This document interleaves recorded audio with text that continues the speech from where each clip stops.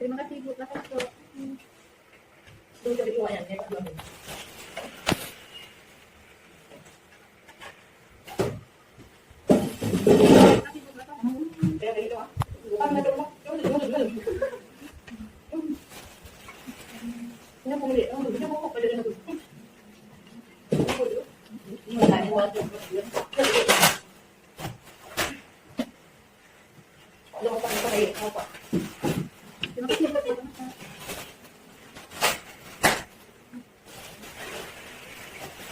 Assalamualaikum warahmatullahi wabarakatuh. Waalaikumsalam warahmatullahi wabarakatuh. Bismillahirrahmanirrahim. Rabbi shrah li sadri wa yassir li amri wahlul 'uqdatam min lisani yafqahu qawli. Puji berserta syukur marilah sama-sama kita panjatkan hadirat Allah Subhanahu wa taala, yang mana pada hari ini kita diberi kesehatan sehingga kita dapat berkumpul di SMK yang kita cintai ini. Selawat beriringkan salam, marilah sama-sama kita sajikan kepada baginda Nabi besar Muhammad Sallallahu Alaihi Wasallam, yang mana oleh beliau telah membawa kita dari alam yang penuh kegelapan kepada alam yang penuh dengan ilmu pengetahuan, seperti yang kita rasakan pada saat ini.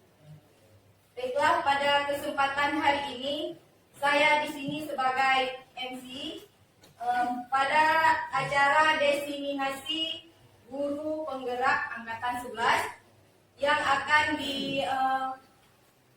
dipaparkan oleh CGP di angkatan 11 dari SMK Negeri 18. Selanjutnya pembukaan akan diwakili oleh Ibu Siti Rahma. Silakan Ibu untuk sedikit kata sambutan bagi CGP kita. Assalamualaikum warahmatullahi wabarakatuh. Waalaikumsalam warahmatullahi wabarakatuh. Terima kasih kepada Bu Mutia yang telah memberikan kesempatan kepada saya untuk memberikan sedikit pengarahan kepada Bapak Ibu yang sudah hadir di sini dan juga kepada Bapak Ibu-ibu calon CGP. Saya mewakili kepala sekolah. Hanya ingin menyampaikan beberapa hal saja. Di sini CGP kita di sini akan memaparkan diseminasi mengenai budaya positif, ya. Nah, di mana nanti ketika beliau sudah menyampaikan, harapan saya adalah kepada Bapak Ibu yang hadir di sini, semoga apa yang dibaparkan oleh calon CGP kita nanti bisa Bapak Ibu terapkan di dalam kelas masing-masing pada saat pembelajaran. Semoga kedepannya sekolah kita akan menjadi sekolah yang lebih baik lagi, baik dalam proses pembelajaran maupun dalam kegiatan-kegiatan yang khususnya yang dapat memotivasi siswa, guru supaya pembelajaran kita ke depannya akan menjadi pembelajaran yang berpihak kepada murid seperti yang diharapkan oleh pelajar Dewantara. Mungkin saya tidak banyak memberikan kata-kata yang lain, cuma ini saja yang bisa saya sampaikan. Wabillahi hidayah. Wassalamualaikum warahmatullahi wabarakatuh. Waalaikumsalam warahmatullahi wabarakatuh. Baiklah, sama-sama sekarang kita akan menyaksikan pemaparan dari salah satu CGP kita yang akan memaparkan tentang materi pada hari ini, yaitu tentang diseminasi budaya positif. Kepada Ibu kami persilahkan. Assalamualaikum warahmatullahi wabarakatuh. Waalaikumsalam warahmatullahi Bismillahirrahmanirrahim. Alhamdulillah, alhamdulillahirrahmanirrahim. Ala umumnya wal akhirah. Allahumma shalli ala sayyidina Muhammad wa ala ali sayyidina Muhammad. Puji syukur kita panjatkan kehadirat Allah Taala yang mana beliau telah memberikan kita kesehatan sehingga kita bisa bangun pagi dan kembali beraktivitas kegiatannya. Kemudian tak lupa salawat dan salam kita akan sajikan kepada Nabi besar Muhammad SAW. Penghormatan saya kepada Bapak Kepala Sekolah SMK 18 dan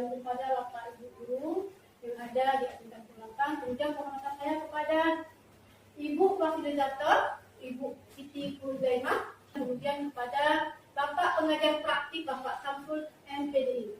Baiklah, tugas kami hari ini adalah sebagai salah satu tugas CGP Angkatan 11 tentang modul 14 destinasi budaya positif tentang pemahaman dan pengalaman positif yang diterapkan di sekolah. Rancangan awal adalah tentang budaya positif. Latar belakang yaitu kita harus menjadi tempat yang aman dan nyaman bagi setiap warganya agar proses ADN itu berjalan dengan baik. Sehingga perlu adanya nilai-nilai yang dapat menjadi tolak ukur. Untuk itu perlu dibuat satu kesepakatan dan keyakinan kelas. Tujuannya untuk mewujudkan kelas yang aman dan nyaman untuk warga kelas. Kemudian tolak ukurnya, murid itu mampu mewujudkan setiap kesepakatan dan keyakinan kelas. Lini masa tindakan yang akan dilakukan yang pertama, memfasilitasi murid dalam membuat kesepakatan dan keyakinan kelas. Kemudian mengingat murid untuk setiap poin keyakinan dan kelas yang sudah dibuat sehingga mengingat dan menjawab setiap poin yang telah disepakati dan diyakini. Dukungan yang dilakukan yang dibutuhkan oleh siswa yang pertama dukungan dari orang tua agar budaya positif yang mulai terbentuk tidak selesai di sekolah, tetapi dilanjutkan di lingkungan keluarga dan masyarakat. Seluruh warga sekolah mendukung setiap proses melalui dalam terbentuknya budaya positif di sekolah. Ini merupakan rancangan awal untuk kita membuat aksi nyata agar aksi nyata kita itu terarah. Di ini adalah delapan konsep yang harus kita pahami sebagai guru. Jadi sebenarnya kita sebagai guru itu harus bisa menguasai delapan konsep ini. Harus bisa menjadi anak-anak yang berkompeten dan mempunyai akhlak yang mulia. Yang pertama itu perubahan paradigma belajar, yang kedua disiplin direktif, yang ketiga nilai kebajikan, yang keempat kebutuhan dasar manusia, motivasi perilaku manusia dan fungsi kontrol guru, segitiga dan keyakinan. Baik, kita akan langsung bahas yang ke-8 tadi. Yang pertama adalah pembelajaran dengan paradigma baru. Apa sih pembelajaran paradigma baru? Yaitu pembelajaran yang berprinsip pembelajaran berdiferensiasi. Apa pembelajaran berdiferensiasi? Ini adalah sesuatu yang dilakukan kepada murid untuk mencari minat murid, kemudian kemampuan murid dan kesiapan murid. Berdiferensiasi pembelajaran ini itu berfokus di 3 strategi. Yang pertama adalah strategi pada produk, pada hasil dan proses. Kemudian itu harus sesuai dengan psikologi modern itu profil Pancasila. Ada berapa nilai profil Pancasila? Siapa yang tahu? Beriman, bertakwa dan akhlak mulia. Luar biasa. Nah, kita berikan satu. Inilah yang dinamakan dengan pembelajaran paradigma baru yang berdiferensiasi. Jadi kita berhamba kepada murid. Kemudian kita lanjutkan. Ada miskonsepsi dengan tentang teori kontrol. Edukasi guru mengontrol murid. Kita ini sebagai apa kita bilang ya? Hanya menyuruh, tapi kita tidak memberikan keteladanan kepada siswa. Kemudian ilusi bahwa semua penguatan positif itu efektif dan bermanfaat. Kita tidak tahu nih berubah enggak siswanya. Nah, kita membuatnya. Kemudian ilusi bahwa kritik dan membuat rasa bersalah itu mampu menguatkan karakter. Contohnya dalam pembelajaran misalnya anak-anak harus nulis nih nanti dapat nilai. Itu sebagai suatu yang kita harapkan. Kemudian adanya ilusi bahwa orang dewasa itu berhak memaksa. Sebenarnya bukan seperti ini. Inilah miskonsepsi antara guru dan mahasiswa. Kita akan mengubahnya dengan mengubah paradigma stimulus respon ke pendekatan teori kontrol. Disinilah nanti kita ubah. Stimulus responnya misalnya realitas, kebutuhan kita itu sama, padahal kebutuhan kita itu berbeda. Kemudian semua orang melihatnya yang sama. Semua orang itu melihatnya dengan gambar yang berbeda. Kita mencoba mengubah orang agar berpandangan sama dengan kita. Itu tidak loh, karena setiap orang itu punya persepsi dan pandangan masing-masing terhadap suatu hal. Kemudian orang lain bisa mengontrol saya. Kita itu nggak boleh seperti itu. Hanya ada yang memperlukan diri kita sendiri, bukan orang lain. Jadi itu harus ditanamkan pada diri kita. Kemudian saya bisa mengontrol orang lain. Anda tidak bisa mengontrol orang lain. Itu harus kita pahami. Kemudian memaksa ada pada saat rujukan gagal.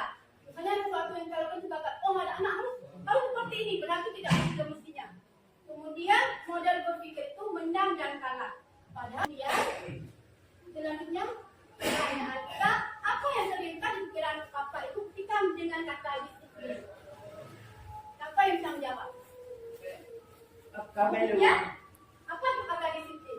Disiplin kalau menurut saya berarti patuh. Mematuhi, iya. Aturan yang sudah disepakati. Oke, ada yang lain? Baik, kita akan sama-sama apa sih disiplin? Konsep disiplin itu kepatuhan benar, bukan sebagai hukuman, bukan untuk mencapai hukuman. Kita akan lihat itu. Disiplin positif itu merupakan salah satu cara penerapan disiplin yang bertujuan untuk menumbuh kesadaran serta memberdayakan peserta didik tanpa imbalan, tanpa penghargaan, tanpa hukuman. Sekarang sebagai pendidik, tujuan kita adalah menciptakan peserta didik yang memiliki disiplin diri sehingga mereka berperilaku mengacu kepada nilai-nilai kebajikan universal yang memiliki motivasi intrinsik dalam merubah perilaku ke arah yang lebih baik. Jadi selanjutnya ini stimulus respon teori kontrol. Contohnya realita kebutuhan kita sama. Ini hampir sama dengan stimulus kontrol yang pertama. Kita lanjutkan disiplin positif. Pengertiannya secara peserta didik, kemampuan peserta didik itu untuk memahami dan mengontrol setiap perilaku tindakan yang dilakukan agar senantiasa dilakukan dengan penuh kesadaran dan menjawab sebagai bentuk menghormati diri sendiri dan orang lain. Sebagai pendidik, tujuan kita adalah menciptakan anak-anak yang memiliki disiplin diri sehingga mereka bisa berperilaku dengan mengacu pada nilai kebajikan universal dan memiliki motivasi intrinsik. Maksudnya di sini adalah apapun yang dilakukan anak-anak itu betul-betul muncul dalam diri mereka sendiri. Betul-betul muncul mereka ingin memperbaiki dirinya sendiri. Ingin mereka menciptakan kemandiriannya sendiri. Ingin mereka menghargai dirinya sendiri. Itu maksudnya disiplin positif. Kemudian ada pertanyaan nih, apakah hubungan disiplin positif itu dengan pelaksanaan pembelajaran yang berpihak pada murid? Siapa yang tahu? Ada yang tahu? Bapak Ibu? Apa sih hubungan disiplin positif dengan pembelajaran yang berpihak pada murid? Baik Bu, kalau menurut saya disiplin positif itu segala daya upaya yang dilakukan untuk membuat pembelajaran berpihak kepada murid. Luar biasa sempurna. Ya benar. Disiplin positif itu adalah dengan pelaksanaan pembelajaran yang berpihak pada murid itu, kita itu melakukan suatu tindakan itu yang benar-benar berpihak kepada murid. Contohnya, misalnya anak-anak harus membuang sampah pada tempatnya. Jadi kita ini sebagai guru bukan hanya mentransfer ilmu semata, tetapi kita bisa membentuk karakter siswa. Dan melihat keterkaitan antara disiplin positif dengan belajar profil Pancasila. Apa sih kaitannya? Adakah dengan sekolah yang aman, nyaman, dan menyenangkan? Iya. Disiplin positif itu berhubungan dengan belajar Pancasila profil dengan apa yang itu beriman dan bertakwa kepada Tuhan Yang Maha Esa, kemudian berpineka global, kemudian kreatif, mandiri, dan bergotong royong. Bergotong royong ini bukan hanya kita laksanakan cabut bukan, tapi sama-sama kita berkolaborasi untuk membentuk sesuatu berkarakter atau berakhlak. Ini ada pertanyaannya Bapak Ibu. Apa saja yang Bapak Ibu ketahui tentang nilai-nilai universal? Apa yang tahu? Boleh saya Boleh.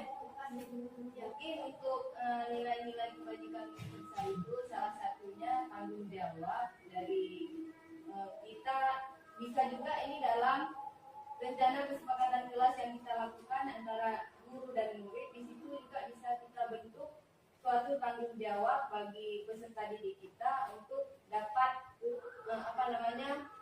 membagikan nilai-nilai kebajikan universal. Salah satunya itu saling menghormati, rasa tanggung jawab.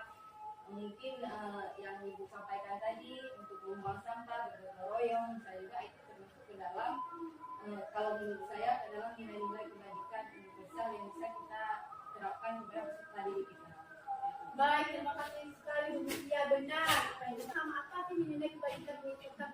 Ada nggak tahu universal itu apa? Kita lihat di sini nilai kebajikan.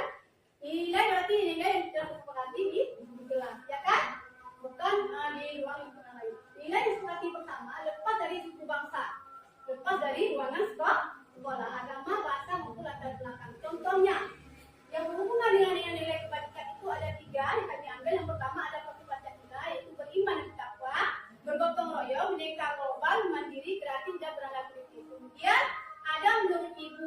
primayer, yaitu ada toleransi, rasa hormat, integritas, mandiri, menghargai, antusias, empati, dan kreativitas. Kemudian ada keterampilan hidup. Apa sih skill life skill kita yang ada dalam diri kita itu dapat dipercaya, lurus hati itu baik hati, mendengar yang aktif, tidak merendahkan orang lain, dan memberi yang terbaik. Itu memang betul yang terdapat dalam diri kita. Kemudian manakah nilai kebajikan yang paling menarik bagi Bapak Ibu dari yang kita sebutkan tadi yang berhubungan dengan tiga? Adakah kesamaan dan perbedaan nilai tersebut dengan nilai prinsip yang ada di sekolah Bapak Ibu? Siapa yang bisa menjawab? Silakan. Seperti beriman, bertakwa kepada Tuhan Yang Maha Esa, berakhlak mulia, bergotong royong, kemudian datang tepat waktu, kolaboratif, dan lain. Saya rasa banyak.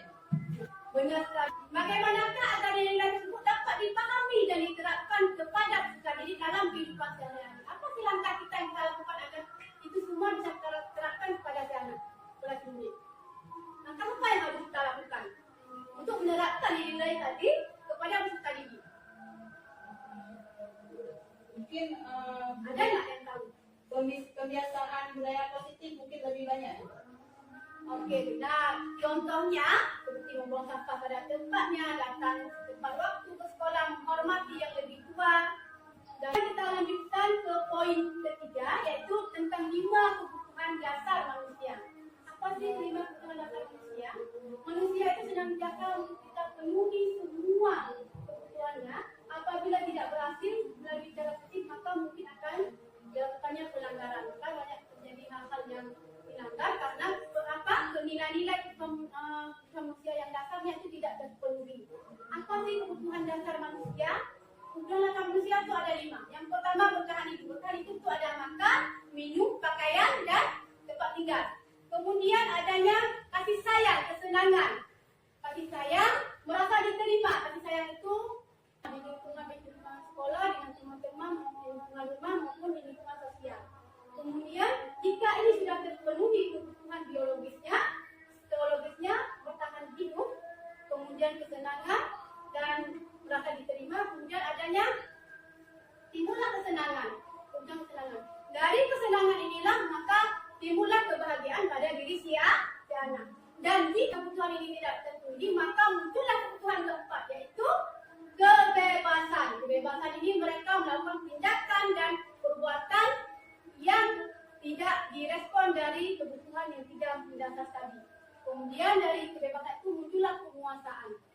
Jadi sebenarnya kelima kebutuhan ini harus dipenuhi ketiga dasar kebutuhan tadi.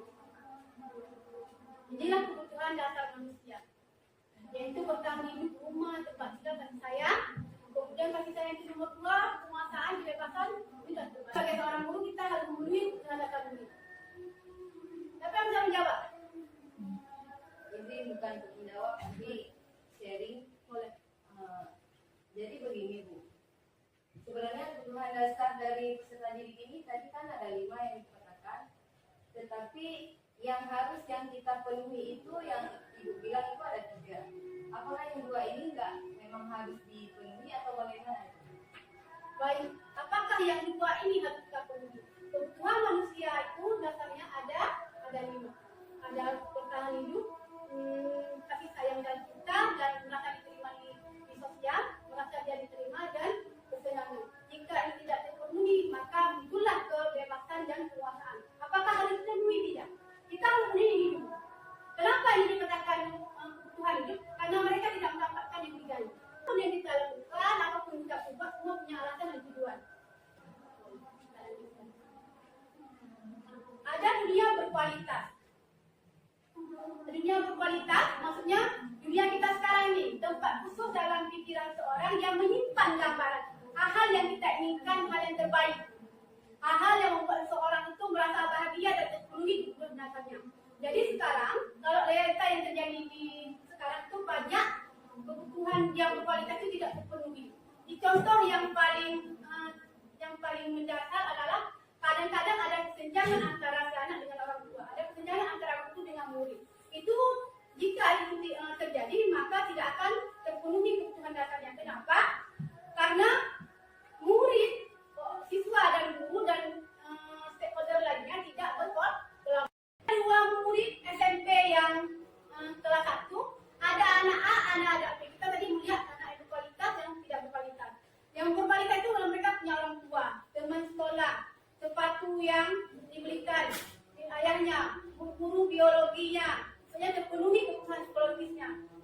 punya rumah, punya sekolah, punya lapangan bola, punya persahabatan. Sedangkan anak B hanya memiliki teman sekelas, sepeda dari nenek, wali kelas, sekolah, kantin sekolah, dan kopi. Mana ni antara dua ni yang anak-anak berkualitas sama tidak? Kan banyak kebutuhan dasar dari anak B yang tidak dipenuhi oleh anak A. Inilah makanya kita sebagai guru bukan hanya mentransfer ilmu pendidikan secara akademik, tetapi kita bagaimana bisa mencari tahu situasi dan kondisi murid itu seperti apa, supaya kita bisa menenangi murid. Ya, kita lanjutkan yang lain. Tidak ada masukan? Tidak ada, kita lanjutkan. Terkait dengan lingkaran dunia berkualitas, di manakah kira-kira Bapak Ibu dan murid meletakkan sekolah dan pengalaman di sekolah? Kemudian, jika Bapak Ibu adalah pemimpin di sekolah, bagaimana Bapak Ibu akan menggunakan informasi ini untuk membangun budaya positif? Ini apakah jika kebutuhan tersebut itu dapat membangun budaya positif? Iya. Kenapa? Anak-anak yang merasa senang di rumah, antara komunikasi dengan orang tua pas, antara kebutuhan mereka udah makan dan minum. Jadi kalau datang sekolah coba lihat, sepatunya rapi, bajunya bersih, wajahnya bersih. Jadi kenapa kebutuhan anak itu jadi sudah terpenuhi dengan budaya. Jadi kalau misalnya kita suruh nak buang sampah dengan kepala yang segar, pikirannya, badannya berat, mereka akan ikuti. Coba anak-anak yang lapar, masuk yang pertama nih. Kalau kita suka bapak bu enggak? Bu, kami belum makan lapar, ya kan? Sering kita biasanya pagi itu. Kemudian kita lanjut di motivasi perilaku manusia.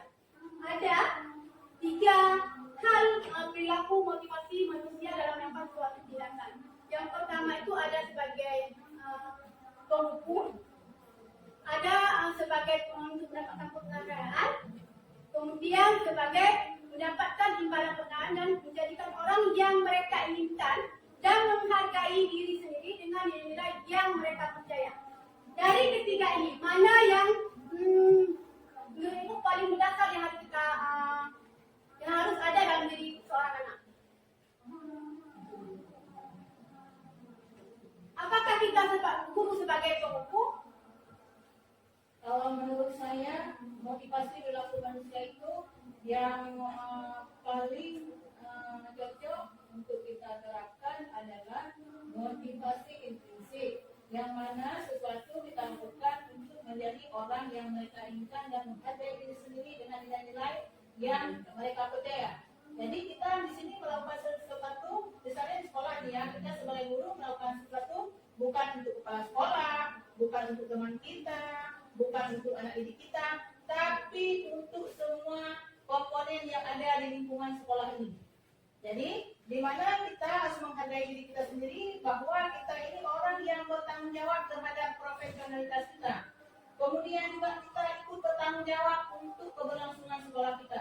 Jadi, bukan semata-mata untuk mencari nama di depan kepala sekolah ataupun untuk dilihat teman-teman kita.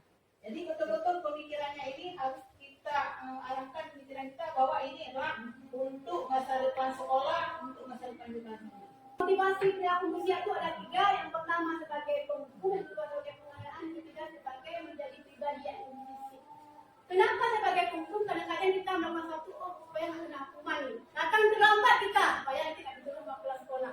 Bukan karena dari dalam diri kita. Kemudian dapat penghargaan. Ini saya harus terbaik supaya dapat penghargaan, dapat piala, dapat pengakuan. Tapi bagaimana kita melakukan sesuatu itu karena memang betul-betul yang skill itu memang dari kita, dari hati kita. Bahwa kita, contohnya, saya harus seperti ini karena memang kita penjawab dan nanti ada orang yang harus kita bahagiakan. Itu memang dalam diri kita sendiri yang muncul. Kemudian kita lanjutkan. Dari ketiga motivasi tadi, manakah yang paling banyak mendasari perilaku peserta didik Bapak Ibu pada saat ini? Ayo, ada enggak yang jawab? Di sini ada penjelasannya, hukuman, konsekuensi, dan restitusi.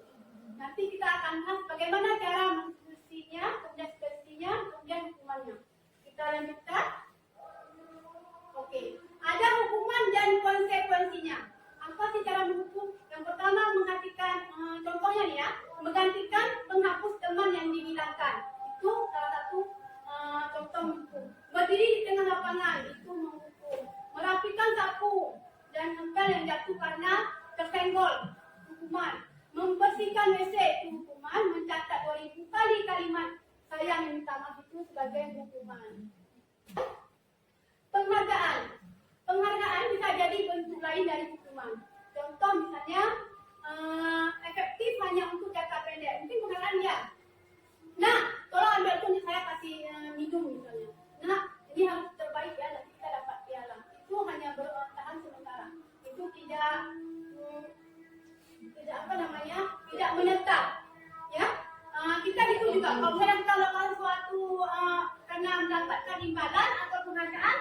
itu hanya bersifat sementara.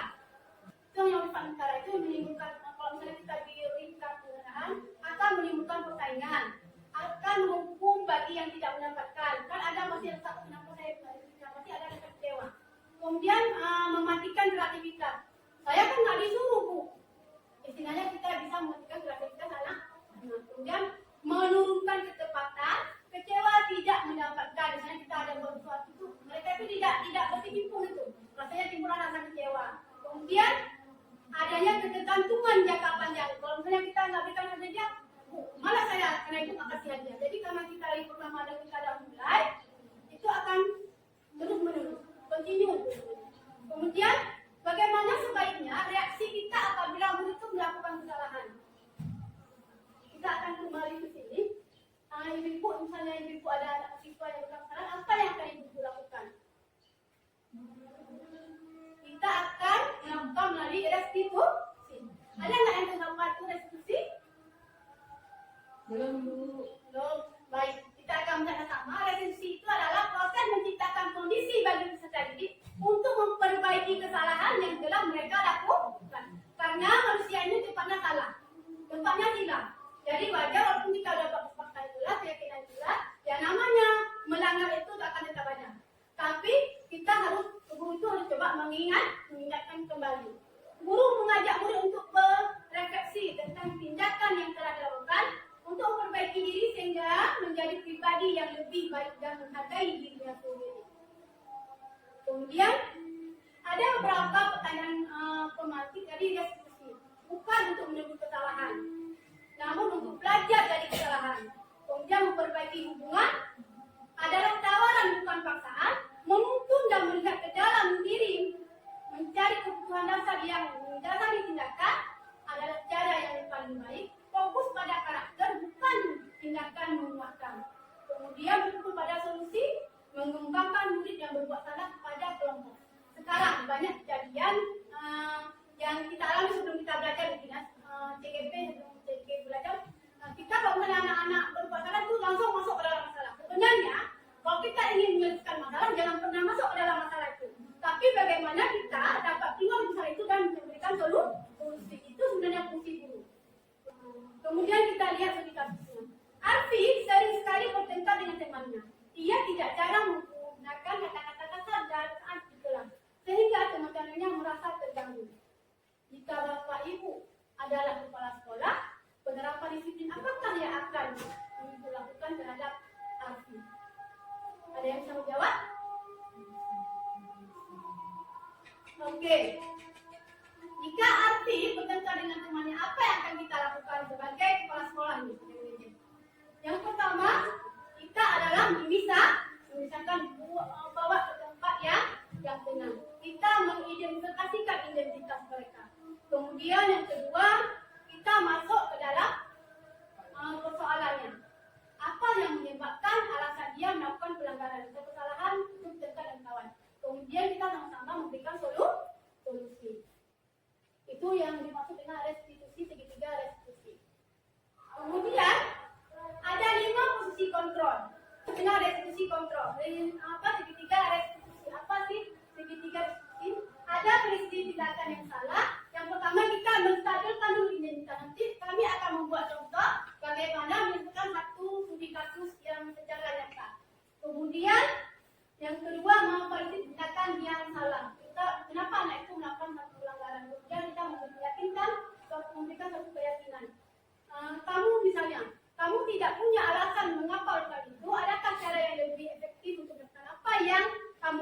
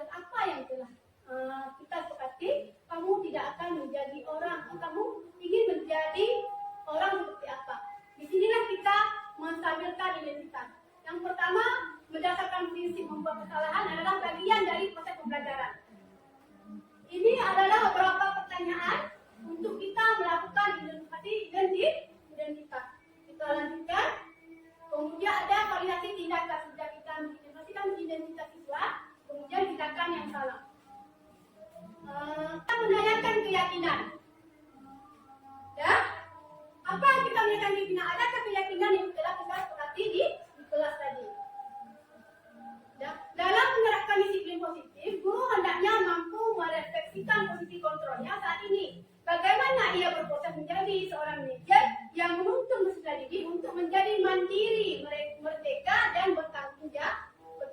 Baiklah, kita akan melihat studi kasus segitiga restitusi, yaitu kita sama-sama menyaksikan.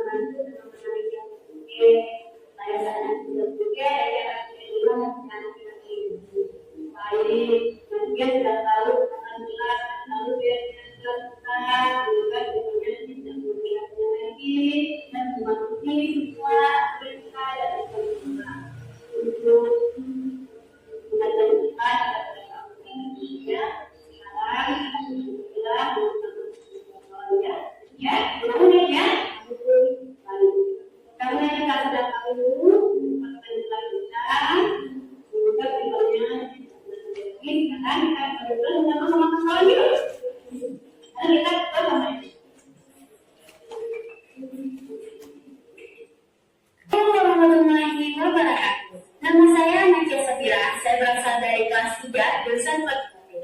Saya merasa senang dapat berdiskusi dengan Ibu Nurhanisa dalam hal penyelesaian masalah atas tindakan yang saya lakukan. Nurhanisa tidak memarahi saya dan tidak memberikan hukuman kepada saya. Beliau hanya menasihati saya dengan bijak dan ramah agar tidak mengulangi kesalahan tersebut dan bertanggung jawab terhadap kesalahan yang saya perbuat dan berjanji tidak lagi melanggar kesepakatan kelas yang sudah disepakati bersama dan dapat mematuhi peraturan sekolah.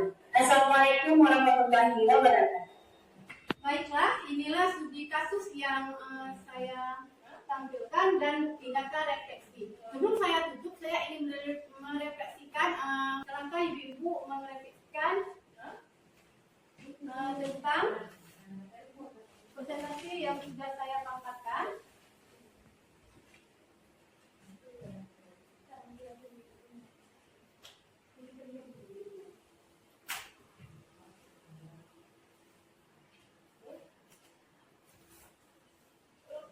Sudah siap, Bu? Baik, silakan. Siap, Bu.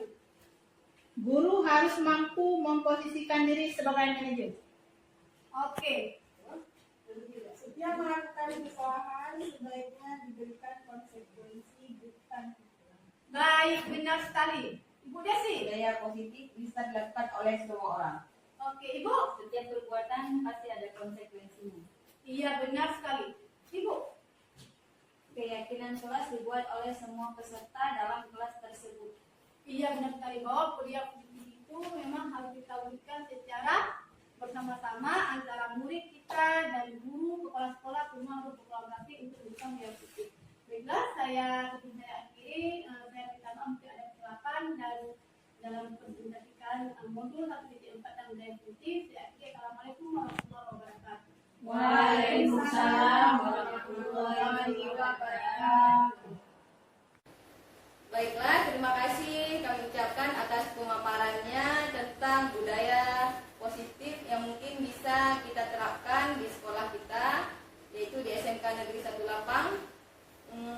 Mungkin hanya ini yang bisa saya sampaikan. Sekali lagi, mari sama-sama kita hapus untuk Bapak Ibu yang sudah memaparkannya. Semoga apa yang telah dipaparkan dapat bermanfaat bagi kita, Ibu Bapak Guru di SMK Negeri 1 Lapang. Sekian, terima kasih. Wabillahi taufiq wal hidayah. Assalamualaikum warahmatullahi wabarakatuh.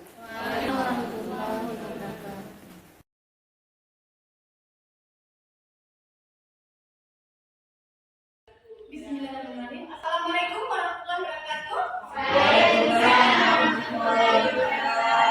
Apa kabar anak ibu semua? Baik. Alhamdulillah. Hari ini kita akan buat yang namanya keyakinan kelas. Ada nggak yang tahu apa itu keyakinan kelas? Siapa yang tahu itu apa itu keyakinan kelas? Baik. Ibu akan ceritakan sedikit apa itu keyakinan kelas. Keyakinan kelas itu mirip-mirip dengan peraturan kelas. Kalau peraturan kelas itu dibuat sama satu orang. Kalau keyakinan kelas itu kita buat itu berdasarkan kesepakatan bersama. Contoh keyakinan kelas. Keyakinan kelas itu berarti apa yang kita lakukan itu berdasarkan keyakinan yang sudah kita buat bersama. Paham? Adik-adik itu yakin untuk melakukan itu. Memang termotivasi emang dari diri sendiri. Memang yakin kita. Jadi bukan hanya sekedar mengikuti peraturan, tapi kita punya keyakinan sendiri bahwa contoh kita tidak boleh membuang sampah sembarangan. Ya, itu berarti keyakinan kelas kita adalah menjaga kebersihan. Keyakinan kelas yang kita buat itu tidak boleh memakai kata negatif, tapi harus kita pakai dengan kata positif. Misalnya adik-adik menyontek, jangan menyontek lagi jangan, tapi jangan bilang jangan menyontek. Kenapa? Karena kita tidak boleh memakai kata negatif, tapi kita harus memakai kata positif. Bagaimana caranya? Kalau kita nggak boleh menyontek, berarti kita harus jujur. Kita harus jujur. Kemudian adik-adik jangan membuang sampah sembarangan. Itu namanya kata negatif. Tapi bagaimana menjaga kebersihan sekolah sama-sama? Adik-adik tidak boleh mengejek satu sama lainnya. Itu namanya kata-kata negatif. Tapi bagaimana harus saling menghargai satu dengan yang lain? Itu namanya keyakinan kelas. Ada paham semuanya? Ya. Sudah. Baik, kalau adik-adik sudah paham, hari ini kita akan buat keyakinan kelas kita agar kita dapat belajar baik dengan ibu, dengan wali kelas, dengan guru yang lain. Jadi nanti sama-sama mendapatkan pembelajaran yang aman, nyaman di kelas. Ya, nak? Karena kita sudah buat keyakinan kelas.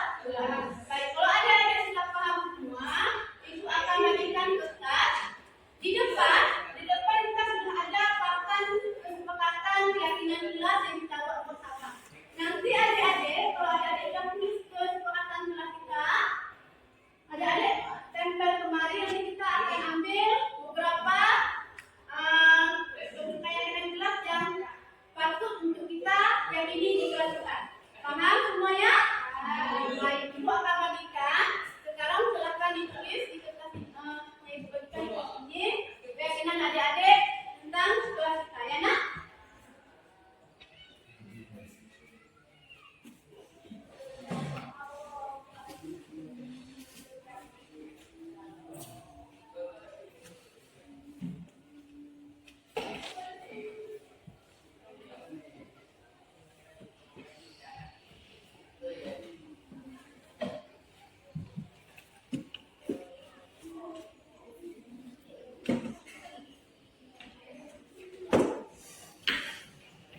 Baik, sekarang silakan masing-masing menulis keinginan adik-adik.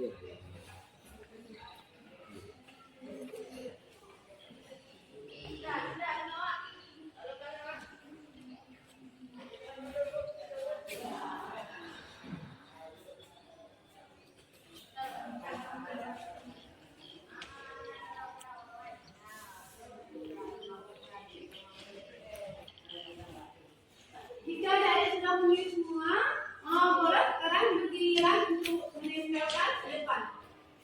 Silakan.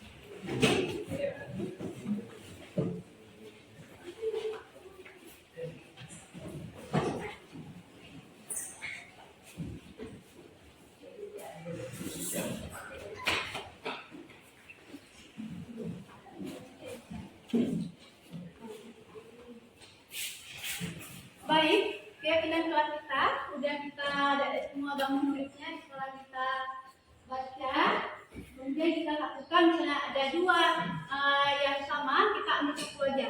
Karena yang pertama saling menghargai dan menghormati. Oke, peduli, saling menghormati dan menghargai sama. Oke, ini sama. Kemudian kreatif. Ibu tulis saja ya. Yang pertama itu adalah saling menghargai dan menghormati. Berarti satu, saling menghargai dan menghormati.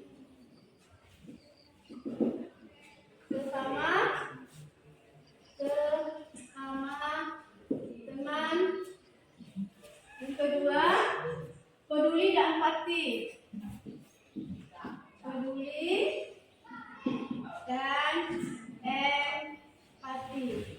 Yang ketiga, menjaga kebersihan dan kerapian.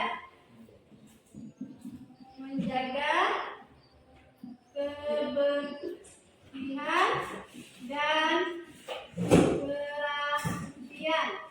Kemudian yang keempat, mengembangkan kemandirian. Mengembangkan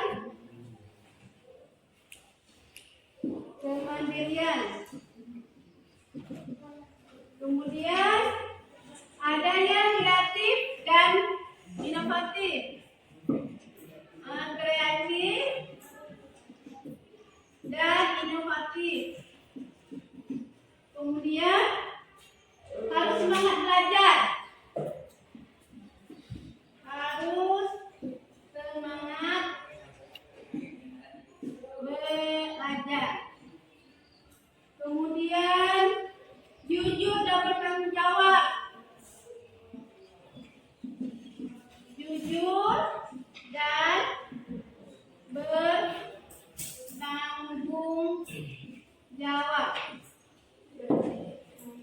Kemudian kreatif sama disiplin dan tepat waktu.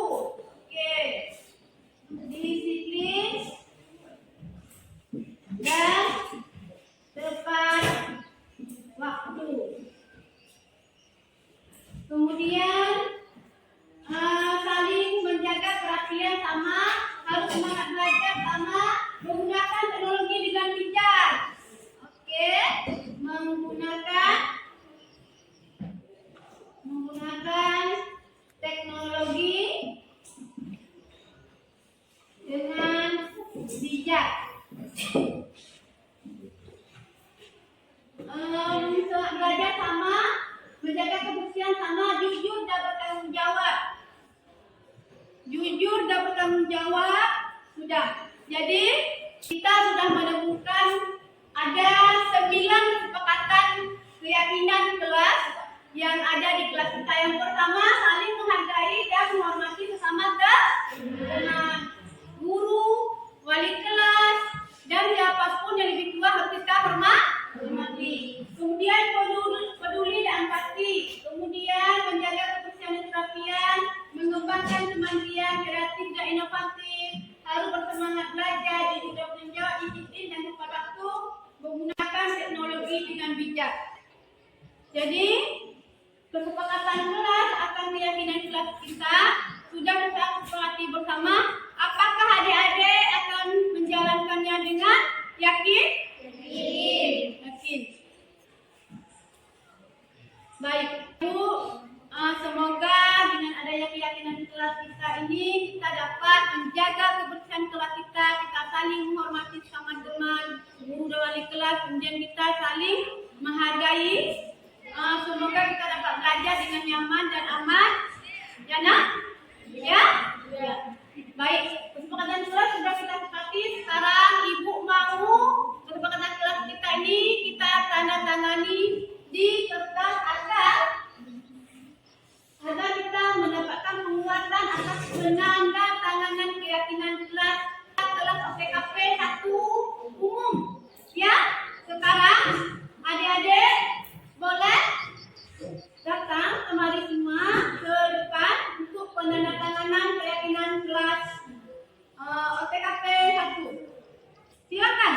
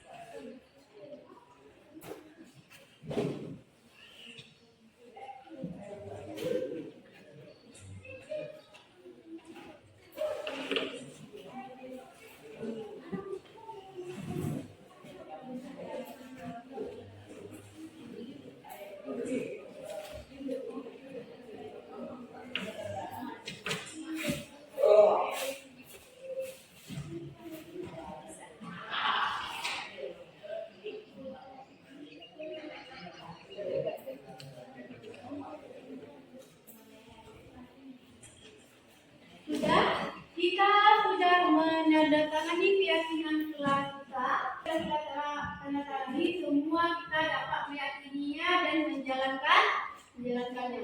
Paham semua anak ibu? Alhamdulillah. Baik, kesepakatan keyakinan kelas kita sudah kita buat. Sekarang kita lanjutkan pembelajaran kita ya nak.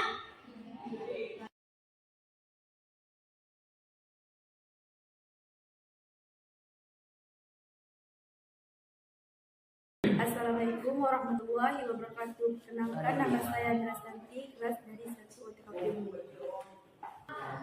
Assalamualaikum warahmatullahi wabarakatuh. Perkenalkan, nama saya Nia Ramadhani dari kelas OTKP 1.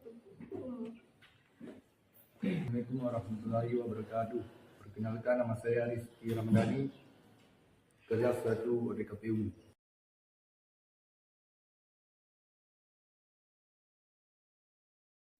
Saya sangat senang sekali, sangat bersemangat sekali. Seru sekali.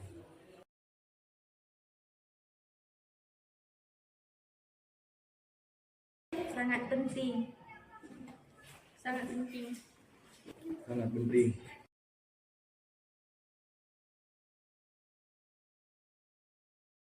Akan menemukan rasa tanggung jawab. Karena dapat membuat kita saling menghargai orang lain. Karena dapat membuat kita lebih baik lagi.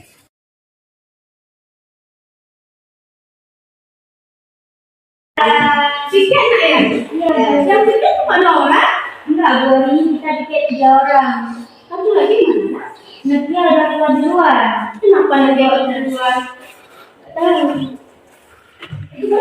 Cuma Nadia ada bawa tas? Ada.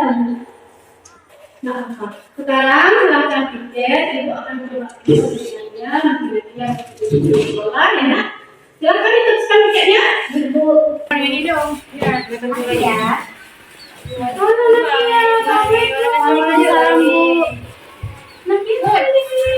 Nakia jajan bentar bu.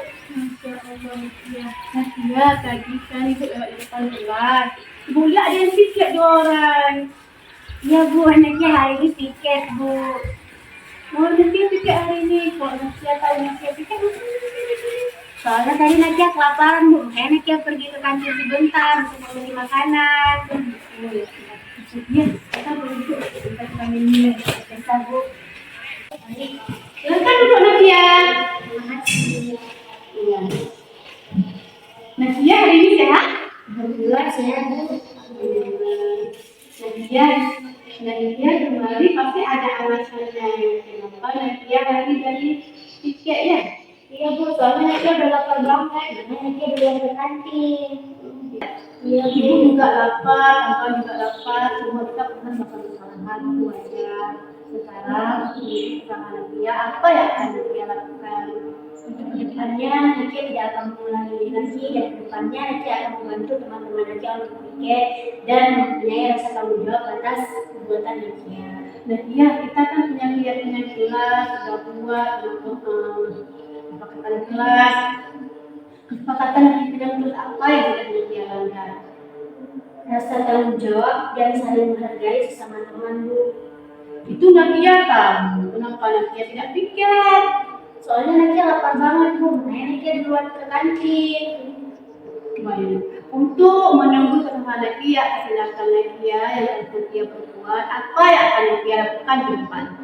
Kedepannya Nakia akan bertanggung jawab atas perbuatan Nakia ini. Dan kedepannya Nakia juga akan membantu teman-teman Nakia untuk pikir. Pada saat Nakia juga pikir, Nakia akan pikir duluan dan tidak akan dipanggil lagi. Baik, Nakia sudah tahu kesempatan kelas, sudah tahu keyakinan kelas kita. Semoga kedepannya Nakia tidak melanggarnya lagi dan mematuhi semua aturan kita dan aturan sekolah. Untuk tindakan di depan kita sudah tahu saudara semuanya. Sekarang kita kembali ke kelas minta maaf kepada kawan ya. Nakia, mau Nakia? Mau. Baik. Karena kita sudah tahu kesepakatan kelas kita, semoga kedepannya nanti tidak melanggar lagi. Sekarang kita kembali ke kelas minta maaf sama kawan yuk. Sekarang kita ke kelas sama ibu. Assalamualaikum warahmatullahi wabarakatuh. Nama saya Nakia Safira, saya berasal dari kelas 3 jurusan OTKP. Saya merasa senang dapat berdiskusi dengan Ibu Nurhanisa dalam hal penyelesaian masalah atas tindakan yang saya lakukan. Bu Nurhanisa tidak memarahi saya dan tidak memberikan hukuman kepada saya. Beliau hanya menasihati saya dengan bijak dan ramah agar tidak mengulangi kesalahan tersebut dan bertanggung jawab terhadap kesalahan yang saya perbuat dan berjanji tidak lagi melanggar kesepakatan kelas yang sudah disepakati bersama dan dapat mematuhi peraturan sekolah. Assalamualaikum warahmatullahi wabarakatuh.